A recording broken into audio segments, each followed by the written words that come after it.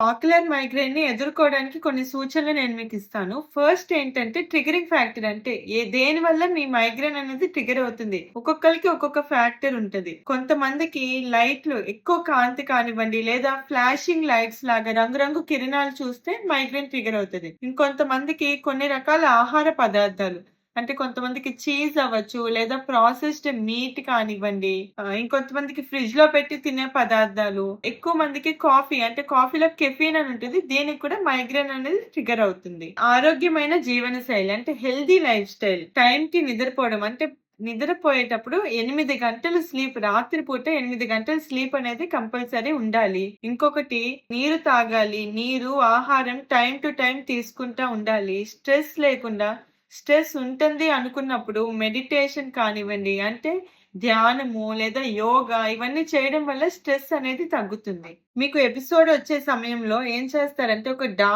చీకటి గదిలోకెళ్ళి కామ్‌గా కూర్చోవడం, ఎవరితో మాట్లాడకుండా, సౌండ్స్ లేకుండా కూర్చోండి. లేదంటే మీరు స్క్రీన్ చూస్తున్నట్లయితే కనుక కాసేపు స్క్రీన్ ఆపేసి స్క్రీన్ టైమ్ తగ్గించడం వల్ల కూడా ఈ మైగ్రేన్ ఎపిసోడ్ అనేది తగ్గుతుంది. మీ డాక్టర్‌ని ఎప్పుడు సంప్రదించాలంటే మీకు ఈ చూపులో దృష్టి లోపాలనేవి తరచూ రావడము, తలనొప్పి ఎక్కువగా రావడము, లేదా ఇవి తగ్గకుండా ఇవన్నీ చేసినా గూడా, ఇవన్నీ పాటించినా గూడా తగ్గకుండా రిపీటెడ్‌గా తరచూ వస్తున్నాయంటే కనుక, మీరు మీ డాక్టర్‌ని సంప్రదించి కంప్లీట్ ఐ చెకప్ అనేది చేయించుకోవడం చాలా అవసరం.